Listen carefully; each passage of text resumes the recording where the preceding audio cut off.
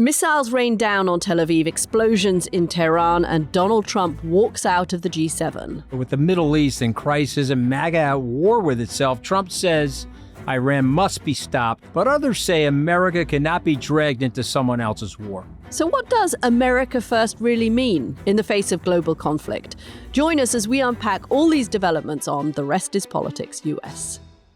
This episode is brought to you by Revolut Business, the all-in-one account designed for efficiency and built for business. The less time you spend agonizing over repetitive financial admin, the more time you've got to focus on what's next for your business, or in your case, Anthony, for your next tweet. Listen, I call it multitasking, Katty. Why not both? Yeah, whether you're scaling up in Sheffield or consulting in Chicago, Revolut Business gives you everything you need to manage your business finances in one account. Pay and get paid globally in over 30 currencies with no hidden fees and at great rates. There's spend management too, cards with custom spend limits. We like those for our kids. And automated expenses, full control, no administrative headaches. Open a Revolut Business account today by scanning the QR code on screen or using the link in this episode's description.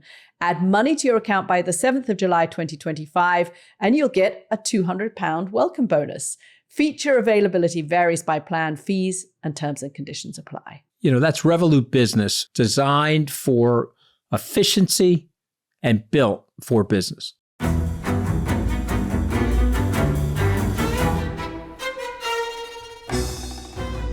Hello and welcome to The Rest is Politics US with me, Katty K. Not in the US, I have to confess, before Anthony rumbles me.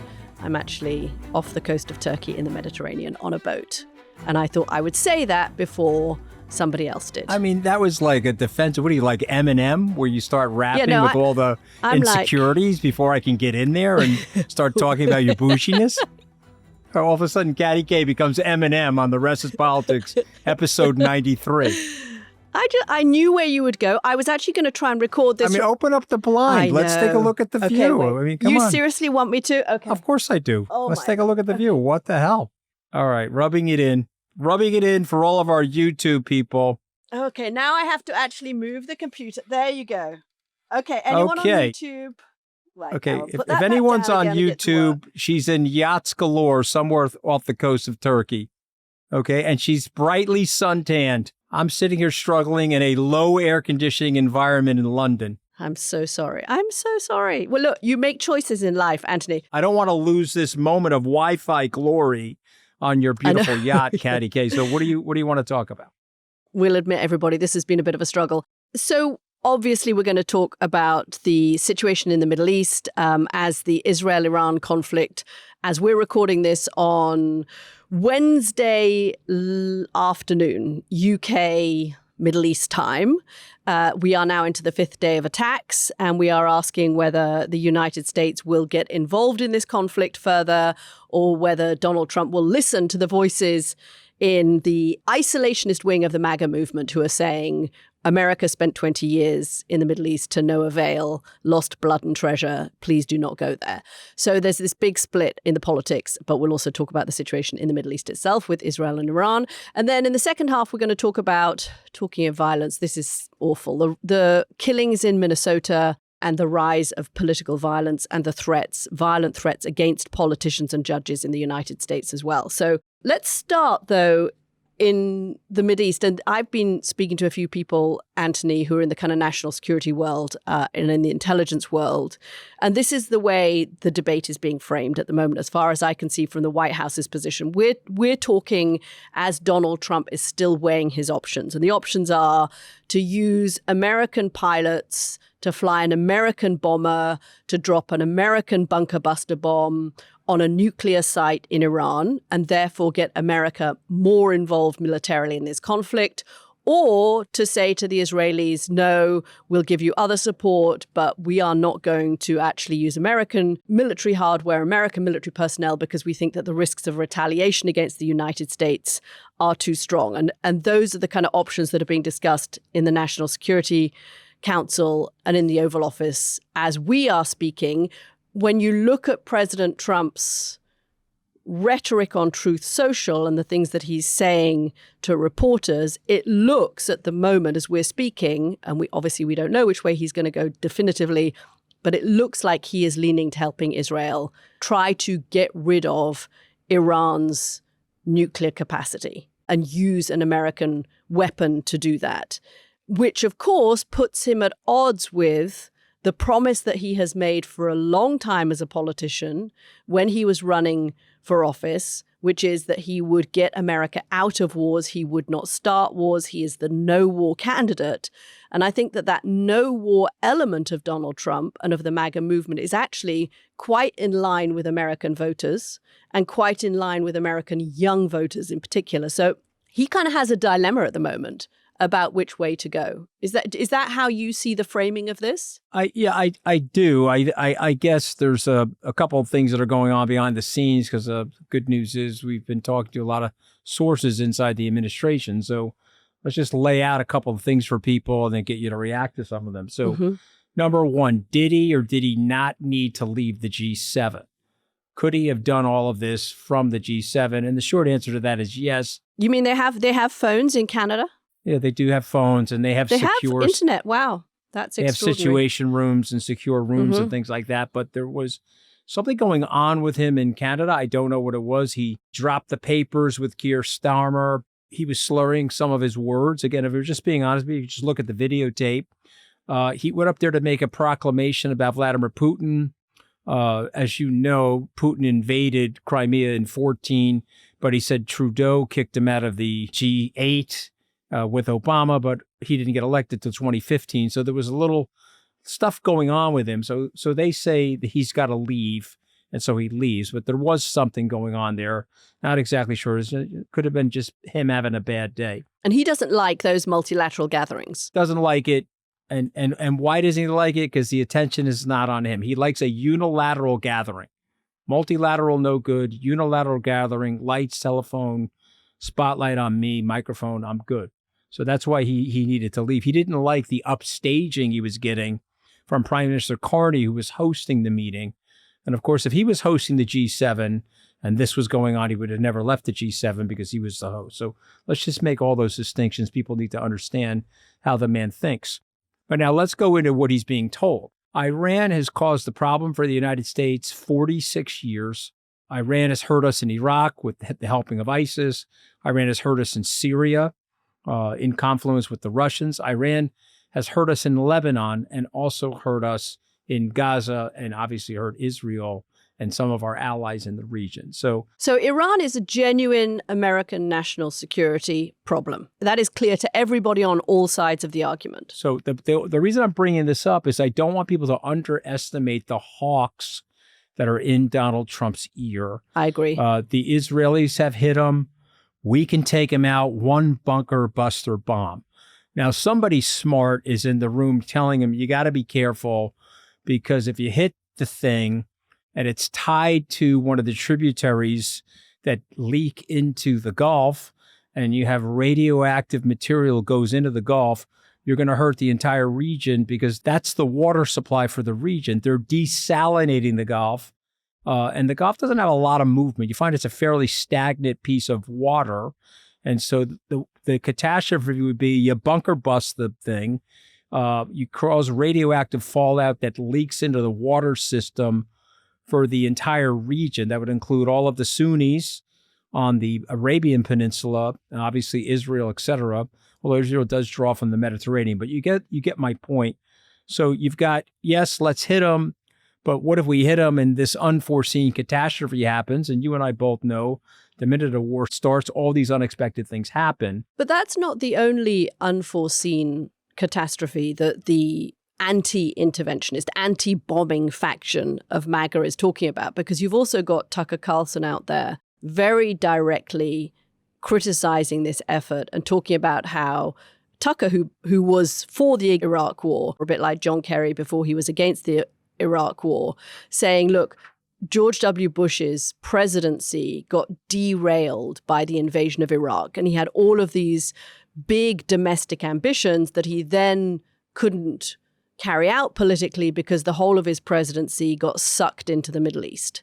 And that is the warning that MAGA is giving, beyond the kind of will they strike us in the Middle East in our American military bases with ballistic missiles, will there be a terrorist attack against American interests around the world, the kind of political argument that you're hearing from the Carlsons, the Steve Bannons, is don't do this, Mr. President, who we love, they keep saying, because you will not be the president you could be politically if you do. So there's a kind of military argument and a political argument that is coming from the doves. Doves and hawks is a bit of an odd expression here, but anyway. Okay, but let me make the historical argument for a second. So let me give a newsflash to our American listeners. We haven't won a war since World War II.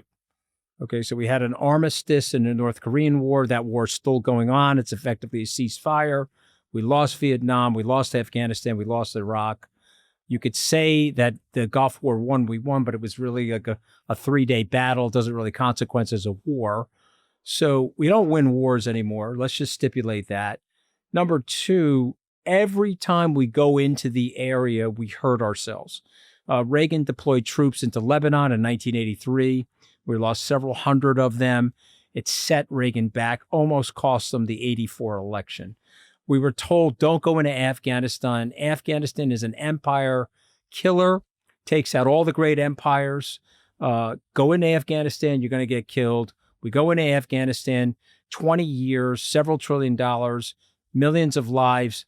The Taliban replaces the Taliban after 20 years. And America comes out with its tail between its legs. Okay, so if you want to do this, you're going to have a real problem. Now, if you want to do this because our allies, the Israelis, want us to do this, okay, I'm happy to tell people on this program that I am a Zionist.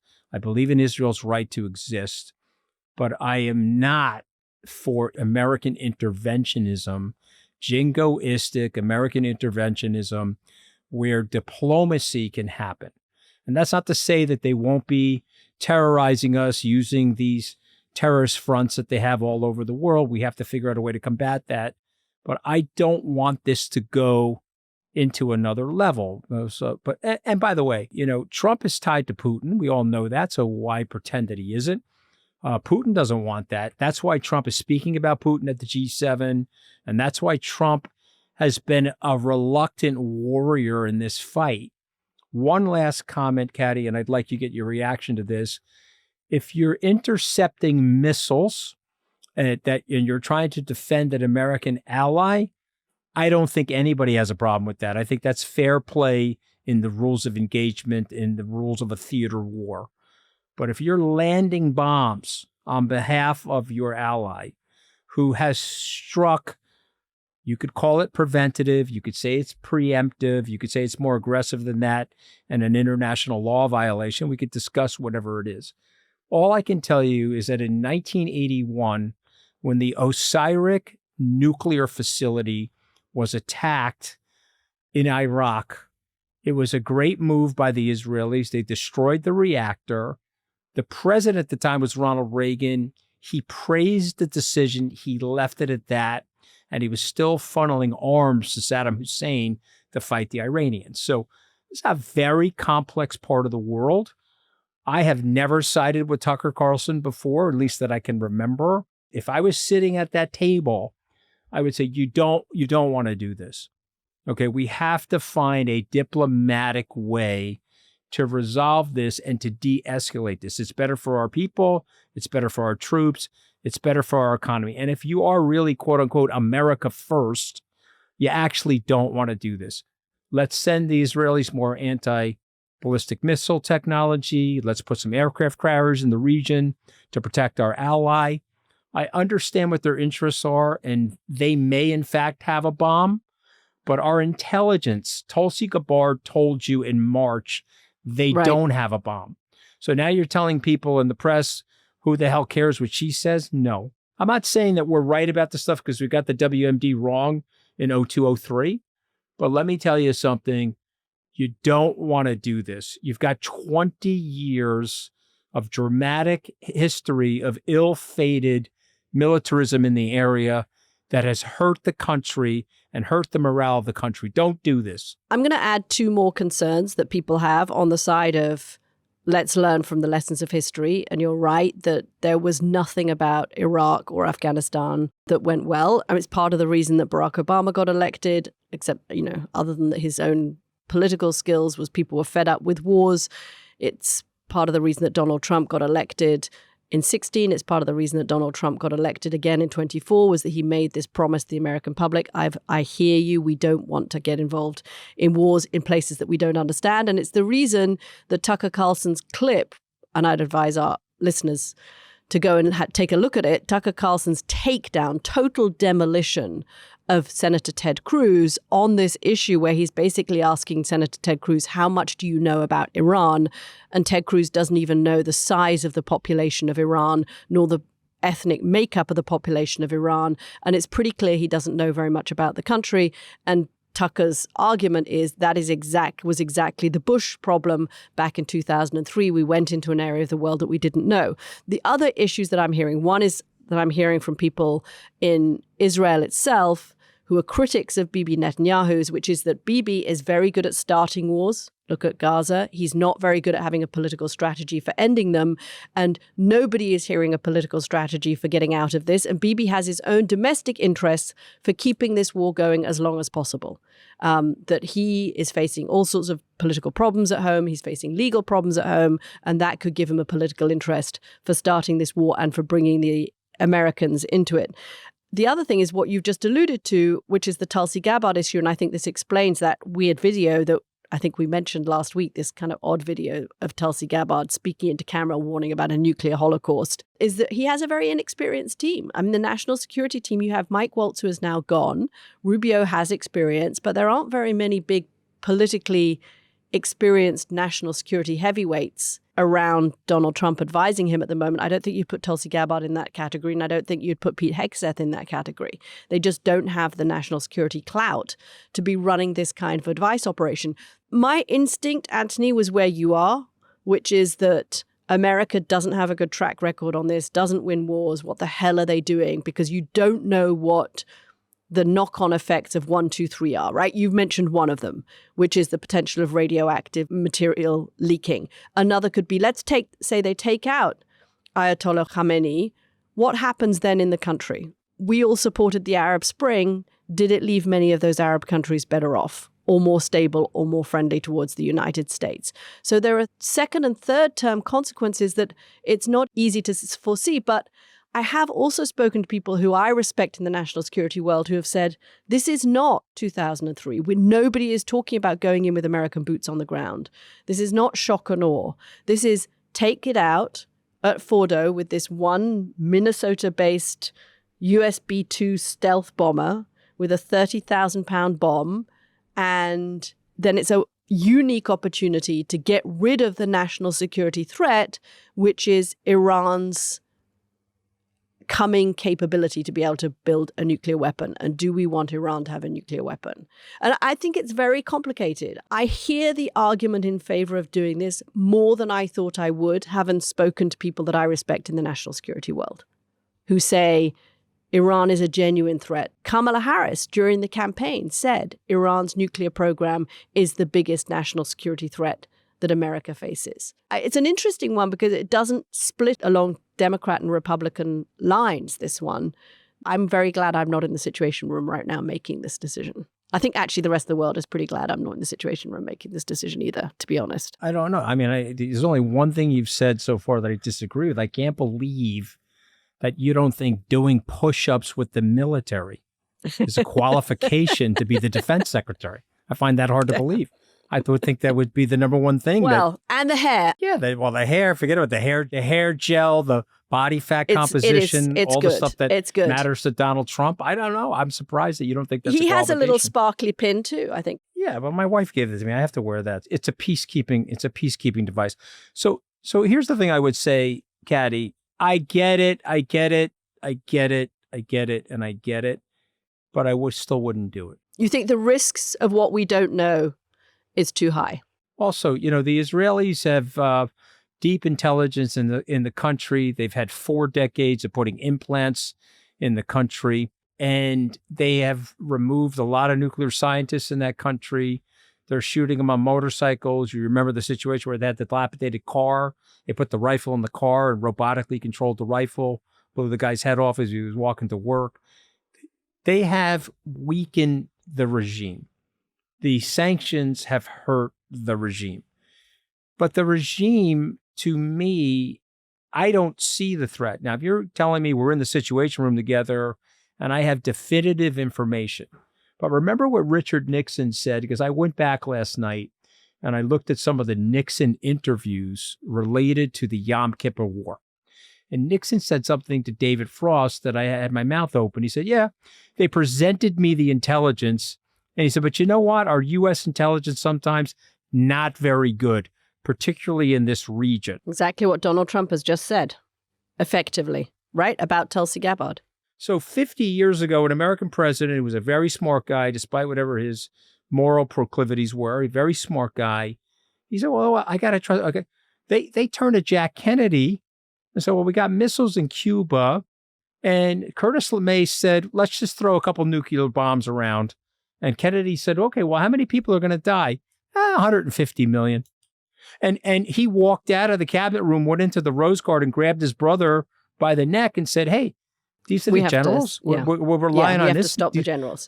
So you're a civilian, Donald Trump, and you're a commander in chief of the military for a reason, because the founders wanted a civilian elected by the people to understand the bandwidth of what we're talking about.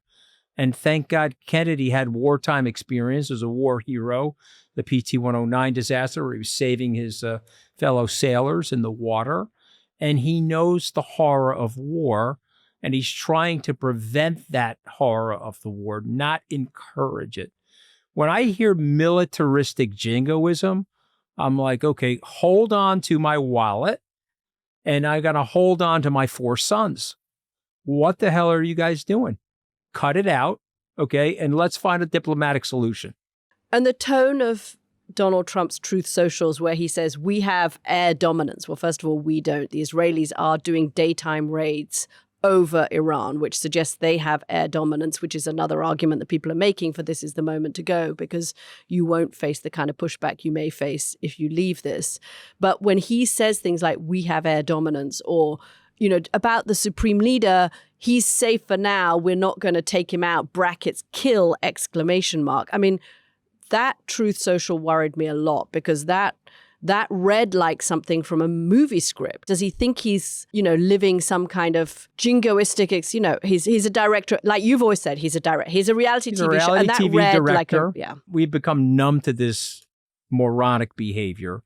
What American president should be putting that out in the, first of all, we have a law that we pass in the country, passed by the Congress. We're not going to militarily assassinate other heads of state. But Senator John Thune says, the president can do pretty much what he wants. So okay. I don't think he's going to get much pushback from Republicans. I think he's going to go for this. I think it looks to me like he's going to go from this. Okay. I think he's listening to the hawks. I don't know that it's the right thing to do. And what I do worry about is that there has been very little discussion, either in Israel or in Washington, about what happens next, the political strategy for getting out of this, the possible ramifications of this. And when you get J.D. Vance, who is in the isolationist wing of the MAGA movement, even coming out and saying, okay, we have to give the president the benefit of the doubt on this one. He's been patient and his patience is running out. To me, that felt like a signal that Trump was saying to Vance, you've got to go out there and you've got to speak directly to MAGA in the way that Netanyahu is speaking. Netanyahu's learned how to speak Trump. He's going directly to MAGA. I didn't think that America First was America Dead. I mean, he's literally trying to appeal to these guys, right? He's going over the heads of Donald Trump to appeal to the MAGA base. So I think they could well go ahead with it. Okay, quick question for you, though, before we're going to take a break and then come back and talk about more violence. What does this do if he goes for this and he drops the bunker buster and American pilots have flown an American plane to drop an American weapon on Iran? What happens to the MAGA, politically, what happens to the MAGA base that doesn't want this? Does this hurt Donald Trump politically with the MAGA base? I think it hurts him. I think some of them will splinter from him. I think it hurts us in our relationship with China. I think it hurts us in our relationship or lack thereof a relationship with Russia as we're trying to resolve the conflict in Ukraine. And also the problem with him is that he's an overcompensator and he's hyper masculine. And let's just state the facts for what they are. He's a hyper insecure guy. You can just tell by his demeanor. You can tell by his anger. You can tell by his need for attention, the whole reality TV bluster, all the stuff that he's doing. So Netanyahu is playing into that. Hey, big boy, show people how tough you are. Let's drop a few bunker busters in here. Yeah, and look how well we've done. And don't you want a piece of our success? Are you a little girly man? You're not going to drop the bunker buster? Okay, you see what's going on? Yeah, no, I see that, yeah. I don't like it. And by the way, I'm a friend of Israel. I want Israel to survive long after I'm gone. The Jewish people deserve their own state. They deserve the protection of the West, particularly after what happened 80 years ago in the Holocaust. I'm all about preserving them, but I don't want to take America into another forever war in the Middle East. Okay, and by the way, I just want to remind everybody before the break, Rumsfeld said, and Cheney said, we're going to go into Iraq. They're going to cheer for us. And then 3 months later, everyone's going to be joyous. 23 years later, there's not a lot of joy anywhere. The known unknowns is what the problem is, and the unknown unknowns. Okay, I think that's a good place to leave it. We'll come back and we will talk about what happened in Minnesota and more broadly. America just feels like it's got a rise in kind of politically violent rhetoric, and it feels like it's on a bit of a tinderbox at the moment. So we'll talk about that. We'll be right back. This episode is brought to you by NordVPN. Now, Katty, I would love for you to sell NordVPN to me. I don't need to because NordVPN kind of sells itself. You are wasted in journalism. You should have been on Wall Street. But I really am not kidding. I do use NordVPN and it's a no-brainer.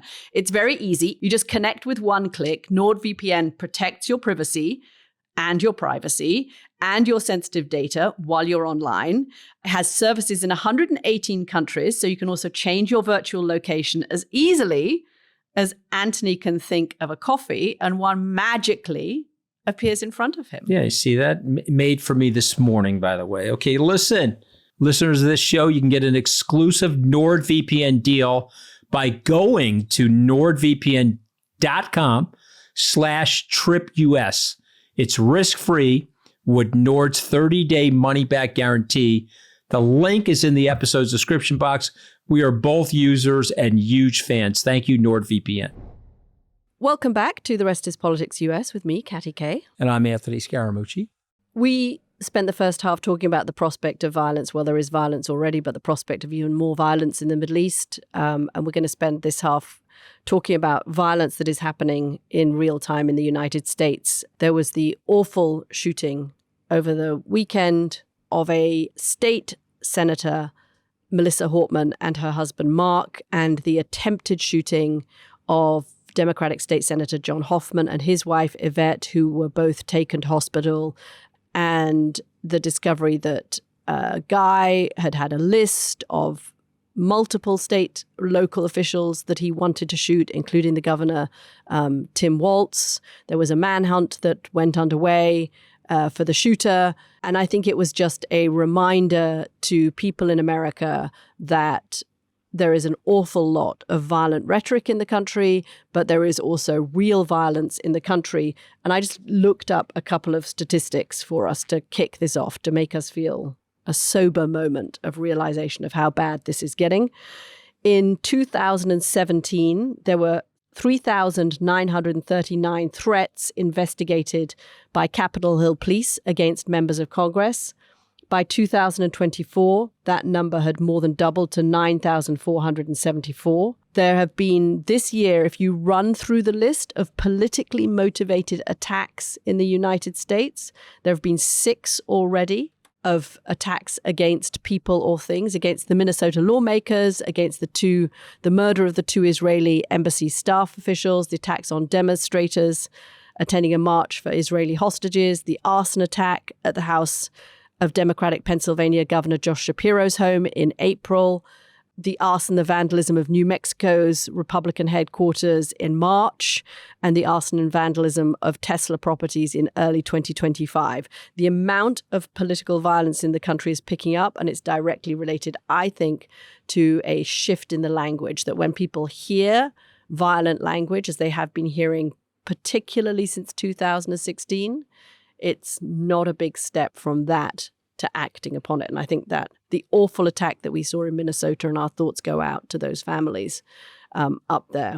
This was just a terrible tragedy of a shooting of a lawmaker who had actually tried to work across the aisle in Minnesota and was killed because of what she did, along with her husband. So I think there is a rise in political violence in the country, and I think it's very worrying for America. The hearts and minds issue troubles me. We say it all the time, but we don't do anything. Pretty much meaningless at this point. And it bothers me. So of course, my heart goes out to these people, but we got to do more than just the heart. When Gabby Giffords was shot in an act of political violence, I was astounded.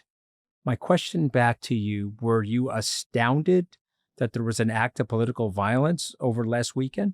No, I wasn't. You're right. Okay, You're right. Look, I just ran through the list. So many.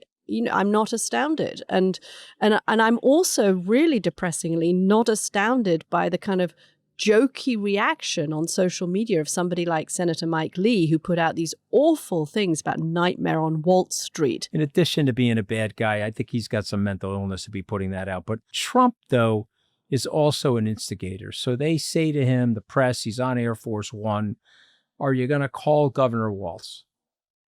You remember what he said? Did you watch that clip? Yeah, he says, I may call him, I may call other people too, but didn't he say he's a grossly incompetent person and a terrible governor? That was his reaction was political. I probably won't waste my time calling him. That's how you respond to a political act of violence. Steve Scalise in 2017 was trying to play softball, and they almost killed him. And he walks with a limp for the rest of his life, and he was fighting for his life in a D.C. hospital. He was up one morning with a group of congressional colleagues to play a softball game, and somebody got it in their mind that they were going to shoot Steve Scalise and others. And of course, he was near mortally wounded. So to me, the response is sickening. The response at this point is sickening. You've been to Australia. I traveled to Australia. It was a conservative prime minister in Australia. I believe it was Howard, wasn't it? I think it was Howard. Yeah. He passed radical gun control legislation that wasn't that radical. They turned back guns. They got rid of the semi-automatics. They forced everybody to register. They've strained out all the people that are mentally ill, and the shooting stopped. Katty, how about that? The shooting stopped. Anthony, is this because UK did something similar after the awful school shooting in Dunblane in Scotland? And other countries have addressed this issue, and you and I have spoken about school shootings before. I think there are two things going on. One, obviously, is the amount of guns and the amount of gun violence in the country. But what's new, and I think it's interesting that you raised the Gabby Giffords issue, because you're right, I was stunned when that happened. I was pretty stunned, actually, when Steve Scalise was shot at that softball practice, because that, even back then, it was quite unusual. And now, violence against politicians has become almost accepted. And I don't know if there's something specifically about the violence against the politicians, which is separate from the school shootings and the gun. I completely agree. America needs to do something about gun control and to stop school shootings. But is there something specifically about the threats against politicians and against judges? And particularly, actually, the biggest rise is amongst state lawmakers. What's that about? What's behind that, and how can that be stopped? Again, it's broad-based legislation, and obviously these people need more protection. But that's crazy if we have every local politician has to have protection. I mean, what a world are we in? I understand that, but you got to start with the curbing of the guns. If you have the person that shot these people is a deranged person. if you can work on getting deranged people not to have guns, that would be very helpful. And so that's just the facts. I have a retired judge who's a friend of mine. She had two SUVs running. You know how they have on West Avenue, which is in between the old executive office building and the White House. There are 4 or 5 vehicles that are running. The environmentalists are not going to like this part of the story, but there are 4 vehicles. I'm sure they're electric.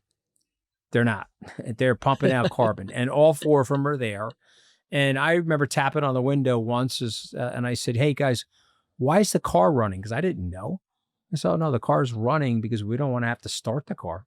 If someone's coming out of that White House that we need to get to a hospital or we need to move around, we don't even want to start the car."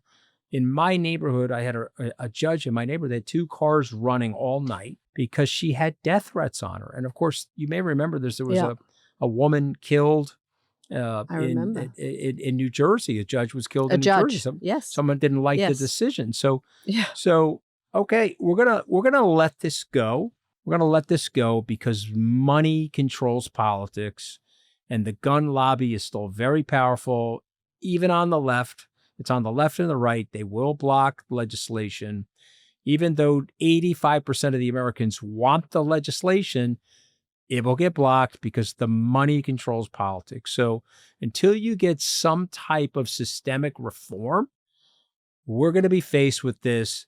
And I would tell an elected official, you're going to have to get some security. But this is done also to mute people's opinions. I'm not going to take a controversial opinion because I don't want to get shot at. You see what's going on? It's chilling the debate. It's chilling the policy. It's curbing people's appetite for political courage. So it's an overall recipe for disaster in the country. It's heartbreaking on a level in terms of the physical and mental anguish and the loss of the human beings. But it's also heartbreaking for the country that we can't get our you-know-what together to fix this problem. Is there a politician who could appeal to the country to tone down the rhetoric? Because I think there is a direct connection between the violent language that is being used in politics at the moment. And I think that, you're going to hate this, but I think that actually calling people fascists and Marxists does not help. It dehumanizes people who have different political views from your own. And I think there is a moment for a politician to perhaps show some leadership here and say, okay, we are actually on our side going to tone down the language. And I'm not getting at you for saying using the word fascist. I understand why you do that. You are. I don't mind you. No. But don't you think there is? I think there is a risk. Don't use your British diplomacy and your accent on me. You're totally doing that. But I want to go back to you. There is a risk that you use language like that. The more extreme language I'm starting my car. I'm going to run right over your conversation. So I'm going to ask you a question, dear Katty K. Go on. With an electric car or a gas I'm going to start with a gas-fired car that the Secret Service use on West Avenue. I'm going to ask you something diplomatic, Katty K. I'm going to ask you something. Am I allowed to call a friend Dominic Sambrook? Am I allowed to call him? You can call a friend because he's Mr. No one's a fascist but Adolf Hitler. But just tell me the behavior.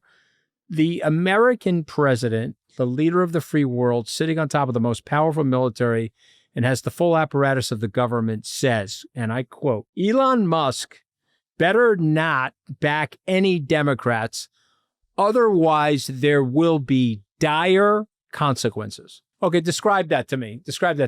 Without using the F word that ends in a T, not with a K. Describe that to me. Go ahead.